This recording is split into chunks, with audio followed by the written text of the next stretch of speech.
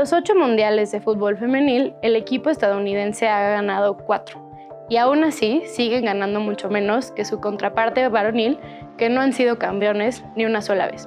Esto es un ejemplo perfecto de la brecha de género.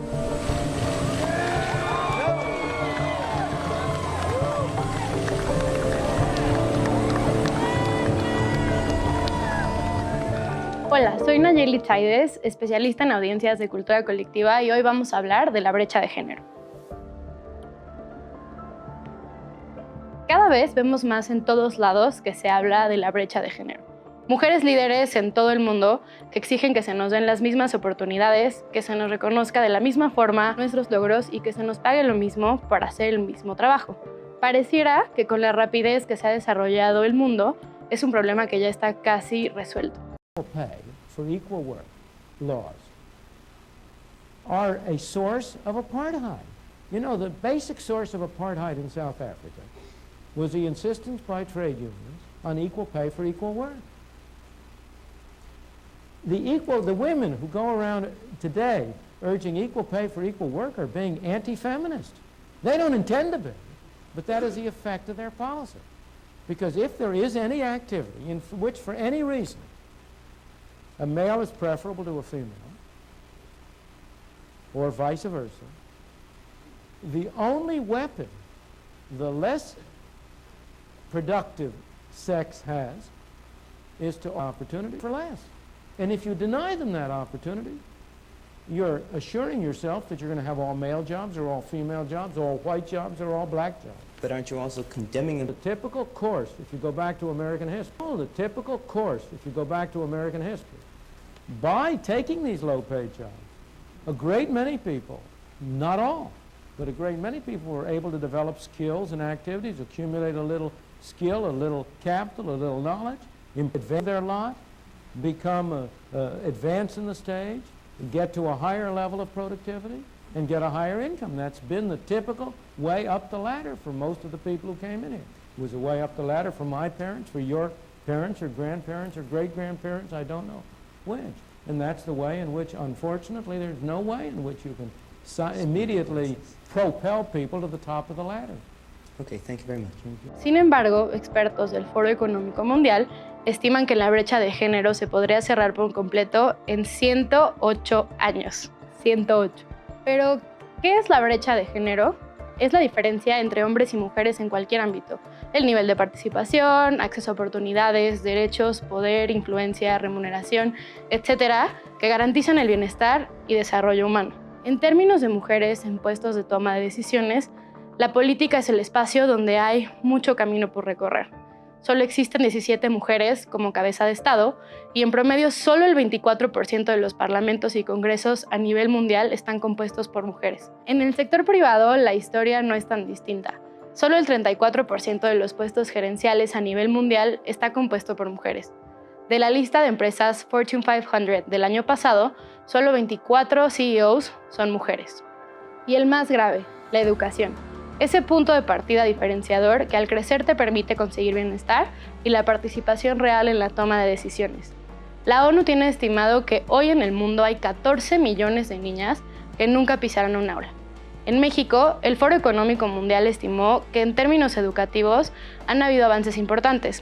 A nivel de educación básica, casi alrededor del 96% de las niñas asisten a la escuela. Sin embargo, el número disminuye en educación secundaria, al 78%. Y en educación superior cae hasta el 37%. Cuando tú incluyes mujeres en los puestos directivos o de toma de decisión, tiene hasta un 44% más de rentabilidad, tiene un mejor clima laboral, tiene un mejor balance de vida de trabajo para los empleados, para lo que eso represente, tiene obviamente mejores oportunidades de desarrollo. Es un racional de negocios tener mujeres en puestos directivos. ¿Cuáles son las posibles soluciones a nuestro alcance? Por una parte, las políticas de acción afirmativa dan resultados, es decir, obligar a que cierta cantidad de espacios estén ocupados por mujeres.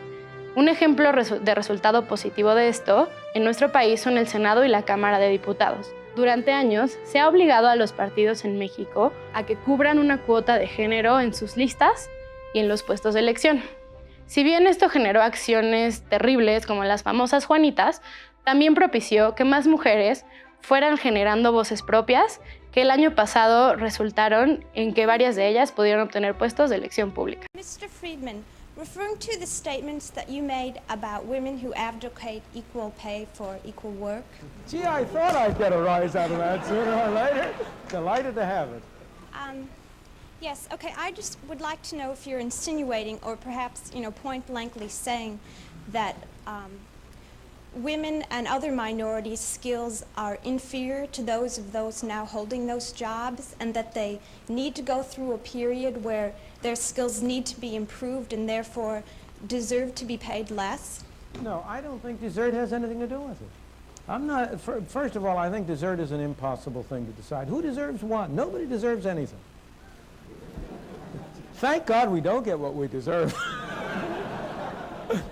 But I'm not saying that at all. If women's skills are higher than men's in a particular job and are recognized to be higher, the law does no good, because then they will be able to compete away and can get the same income. If their skills are less for whatever reason, maybe it isn't because it's their sex, maybe it's because they were out of the labor force, maybe it's for other reasons, and you say the only way you are able to hire them is by paying the same wage, then you're denying them the only weapon they have to fight with.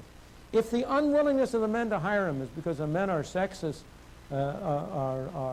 what's the phrase, racist, sexist pigs or whatever, if that's the only reason they want to hire them, nonetheless, you want to make it costly to them to exercise their prejudice.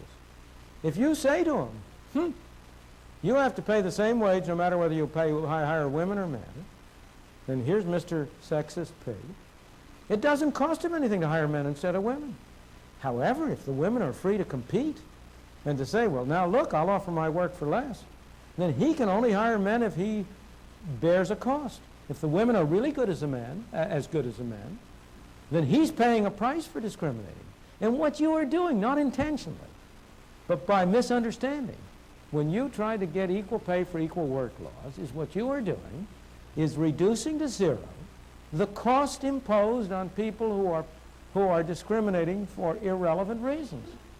And I would like to see a cost imposed on them. I'm on your side, but you're not.